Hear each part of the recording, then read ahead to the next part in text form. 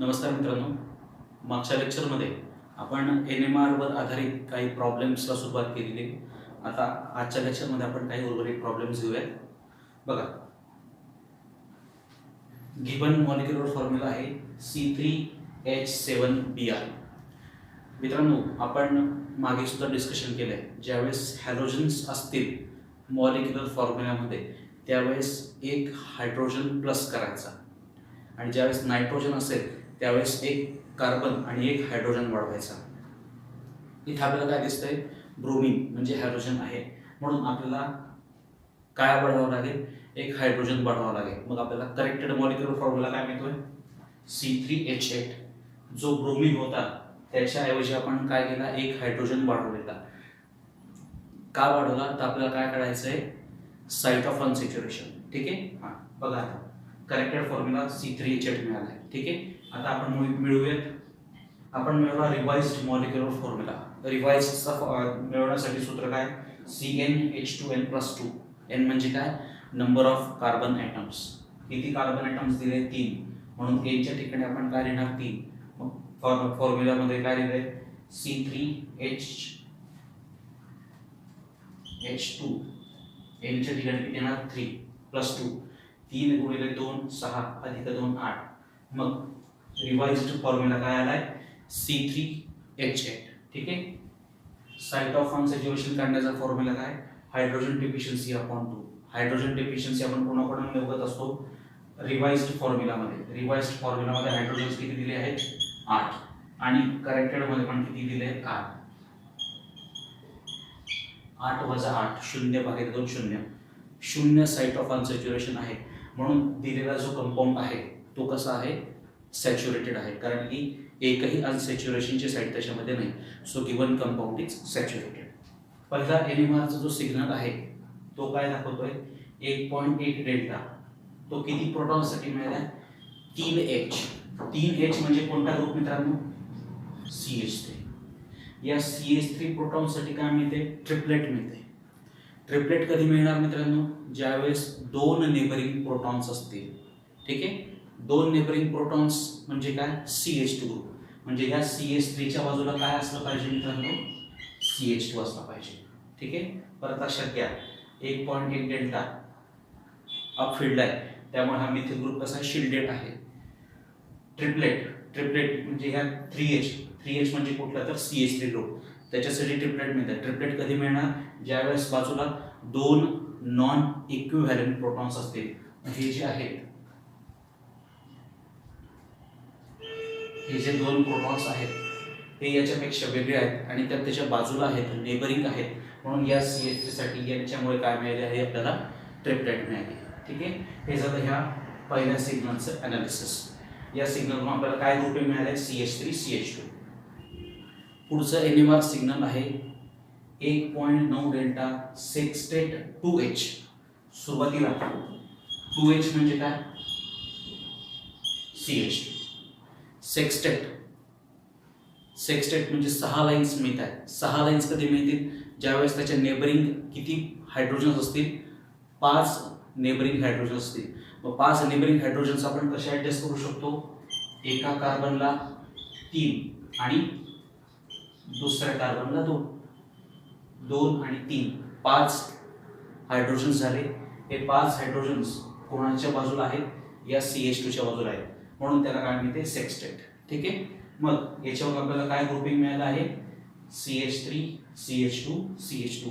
अशा प्रकारे आपल्याला ग्रुपिंग मिळू शकतं. ठीक आहे, हे झालं दुसऱ्या सिग्नलचं अनालिसिस. तिसरा बघूया. तिसरा सिग्नल आहे 3.4 डेल्टा ट्रिपलेट 2H. 2H म्हणजे काय, ट्रिपलेट म्हणजे काय, 2H म्हणजे काय, CH2 ग्रुप. त्याच्यासाठी काय मिळते, ट्रिपलेट मिळते मित्रांनो. ट्रिपलेट कधी मिळणार, जेव्हा बाजूला किती नॉन इक्विव्हॅलेंट प्रोटॉन्स असतील, किती नेबरिंग प्रोटॉन्स असतील, 2. परत 2 प्रोटॉन म्हणजे काय, CH2 ग्रुप. आणि आपण सिग्नल जर बघितला तर तो स्लाइटली डाऊन फील्डला मिळतोय, म्हणून आपण काय म्हणू शकतो, हे जे 2 H आहेत ते डिशिल्डेड आहेत. डिशिल्डेड कधी असू शकतात, की ज्यावेळेस त्याच्या बाजूला कसा ग्रुप असेल, इलेक्ट्रॉन विड्रॉइंग ग्रुप असेल. इथे इलेक्ट्रॉन विड्रॉइंग ग्रुप कोणता ग्रुप लागलेला आहे, ठिकाणी ब्रोमीन ग्रुप लागलेला आहे.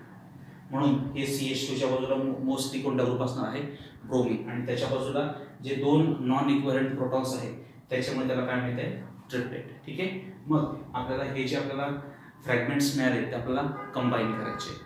किती कार्बन्स आहे आपल्याकडे, 3 कार्बन्स आहेत. बघा आपण CH3 CH2 CH2 3 कार्बन झाले आणि शेवटच्या CH2च्या बाजूला काय असणार आहे, ब्रोमिन. म्हणजे कंपाऊंड कुठला असणार आहे,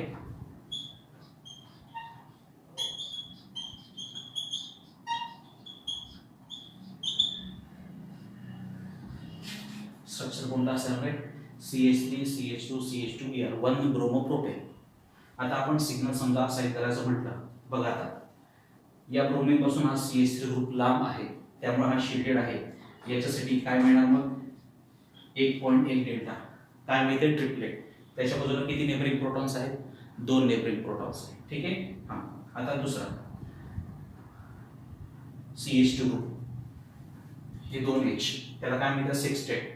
इथे 2 आणि इथे 3, किती नेबरिंग प्रोटॉन्स आहेत, 5. म्हणून याला काय मिळणार आहे, सेक्स्टेट. ठीक आहे. याच्यासाठी काय सिग्नल मिळतं आपल्याला म्हणजे 1.9 डेल्टा. आणि हे जे CH2 आहे शेवटचं त्याच्यासाठी काय मिळते, ट्रिपलेट. त्याच्या बाजूला 2 नॉन इक्विव्हॅलेंट प्रोटॉन आहेत त्यामुळे ट्रिपलेट मिळतं. आणि त्याच्या बाजूला जो ब्रोमिन ग्रुप इलेक्ट्रॉन विड्रॉइंग आहे म्हणून याचा सिग्नल कुठे मिळतोय, 3.4 डेल्टा, म्हणजे डाऊन फील्डला मिळते. ठीक आहे. म्हणून स्ट्रक्चर काय येणार, CH3 CH2 CH2Br 1 ब्रोमोप्रोपेन. पुढचे एक्झाम्पल बघूया. बघा मित्रांनो, मॉलिक्युलर फॉर्म्युला काय दिला आहे, C4H8O आणि NMR काय दिसतंय, 1.7 डेल्टा ट्रिपलेट 3H. दुसरा सिग्नल आहे 2.12 delta singlet 3H, 2.48 delta quartet 2H. हा NMR डेटा आपल्याकडे अवेलेबल आहे. याच्या मदतीने आपल्याला याचं स्ट्रक्चर शोधायचं आहे. Given formula C4H8O. ठीक आहे. आता आपण रिवाइज्ड फॉर्म्युला काढूया. गिवन फॉर्म्युला C4H8O, रिवाइज्ड साठी फॉर्म्युला आहे CnH2n+2. n म्हणजे नंबर ऑफ कार्बन ॲटम्स. किती कार्बन ॲटम्स दिले, 4. म्हणून C4H2 × 4+2, 4 × 8 + 2 10. रिवाइज्ड फॉर्म्युला काय आहे, C4H10. आपण काय करतोय, site of unsaturation, hydrogen deficiency upon 2. Revised मध्ये हायड्रोजनची संख्या किती आहे, 10, आणि गिवन मध्ये किती आहे, 8. 10 + 8 / 2, 2 / 2 1. म्हणून 1 साइट ऑफ अनसॅच्युरेशन. या कंपाऊंड मध्ये 1 अनसॅच्युरेशन आहे. ठीक आहे. आता NMR बघूया. 1.07 डेल्टा ट्रिपलेट 3H. 3H म्हणजे काय, CH3. ट्रिपलेट मिळते म्हणजे त्याच्या बाजूला किती प्रोटॉन्स असतील, 2 प्रोटॉन्स असतील. म्हणून ग्रुपिंग काय, CH3 CH2. दुसरा आहे 2.12 डेल्टा सिंगलेट 3H. 3H परत काय असणार आहे मित्रांनो, CH3 ग्रुप. सिंगलेट मिळते म्हणजे त्याच्या बाजूला कोणतेही नेबरिंग प्रोटॉन्स नसणार. आणि जो CH3 त्याची जी ओरिजिनल व्हॅल्यू आहे ती किती आहे, 0.9 ते 1.1 डेल्टा. पण हा कुठे मिळतोय, 2.12 ला. म्हणून हा कसा असणार आहे, डी शिल्डेड. हा CH3 ग्रुप जो आहे तो एखाद्या इलेक्ट्रॉन विड्रॉइंग ग्रुपशी अटॅच असणार आहे. इथे इलेक्ट्रॉन विड्रॉइंग ग्रुप काय आहे ठिकाणी, एकतर हा C डबल बॉन्ड O असेल किंवा हा CH3 कोणाला अटॅच असेल, कारण की एक ऑक्सिजन दिलेला आहे. एकतर CH3 C double bond O असेल किंवा कुठला असणार आहे, CH3O.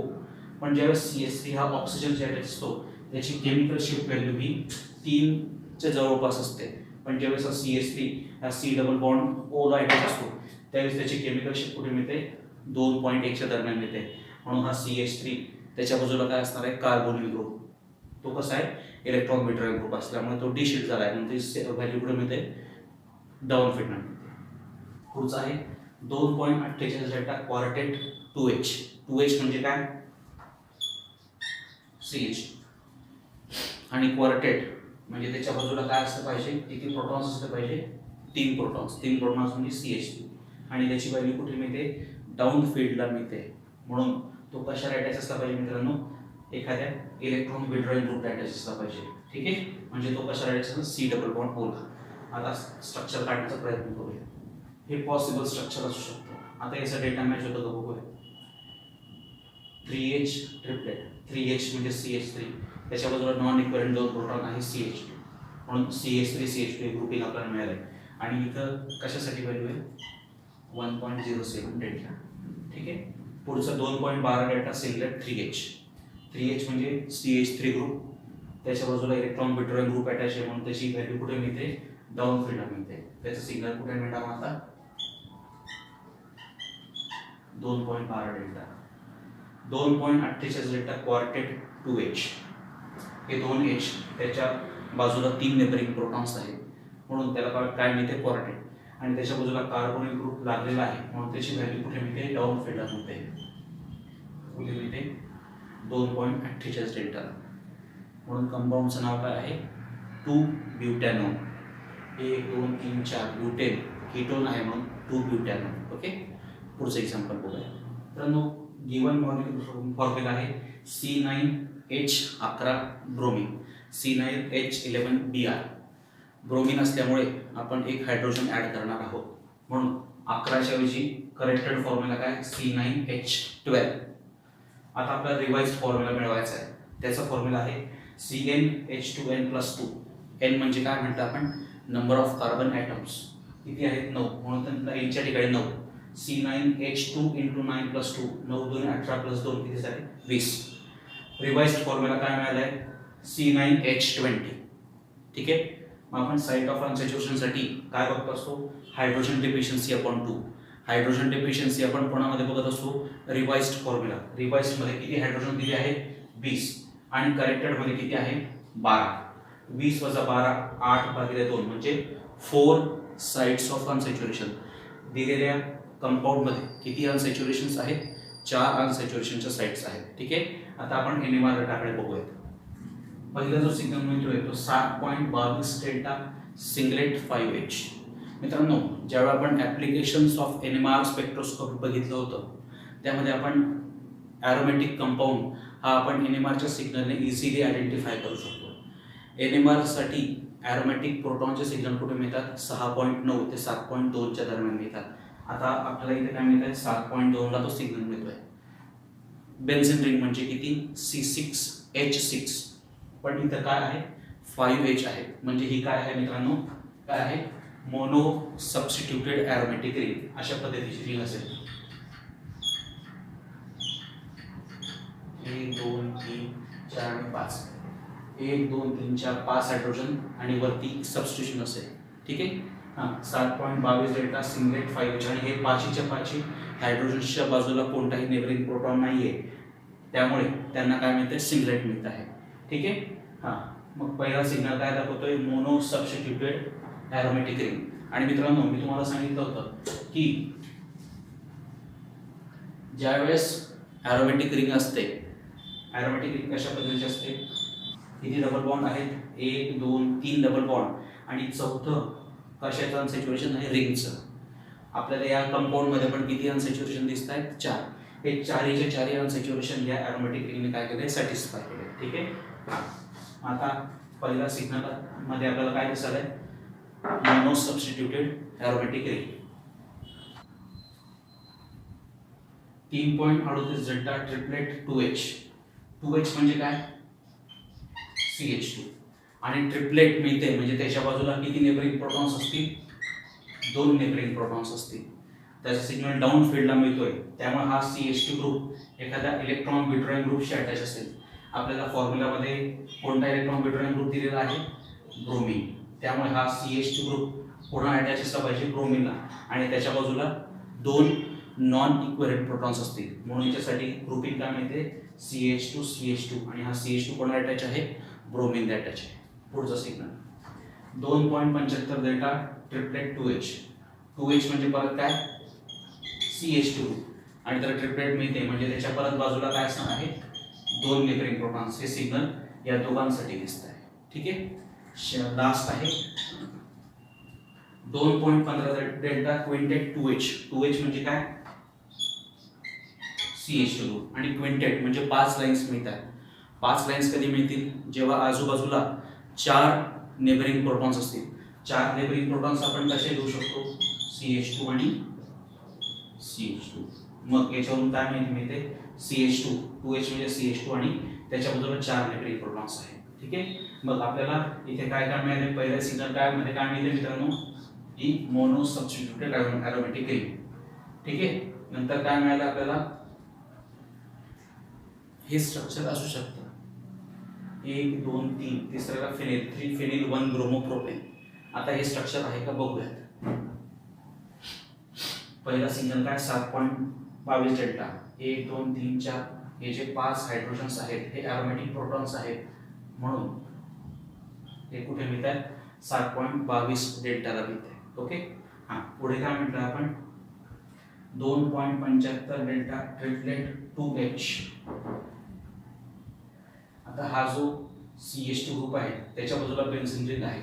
बेन्झीन रिंगला तो अटॅच असल्यामुळे तो स्लाइटली डिशिल्डेड आहे, म्हणून ही जे साडी आहे आणि त्याच्या बाजूला काय आहे 2 नेबरिंग प्रोटॉन्स आहेत, त्यामुळे याचा सिग्नल कुठे मिळते 2.75 डेल्टा. ठीक आहे. पुढे म्हणजे हे सिग्नल झाले, हे पण सिग्नल झाले. आता हा काय आहे 2H क्विंटेट, हे 2H त्याच्या बाजूला 4 नेबरिंग प्रोटॉन्स आहेत, म्हणून याचं सिग्नल कुठे मिळतोय 2.15 डेल्टा. ठीक आहे. आणि शेवटचं 2H ट्रिपलेट, 2H त्याच्या बाजूला 2 नेबरिंग प्रोटॉन आणि त्याच्या बाजूला डिशिल्डिंग ग्रुप लागलेला आहे, म्हणून याच्यासाठी सिग्नल कुठे मिळत आहे 3.38 डेल्टा. ठीक आहे. अशा पद्धतीने NMRच्या मदतीने आपण दिलेल्या कंपाऊंडचं स्ट्रक्चर शोधू शकतो. पुढील एक्झाम्पल आपण पुढच्या लेक्चरमध्ये बघूया.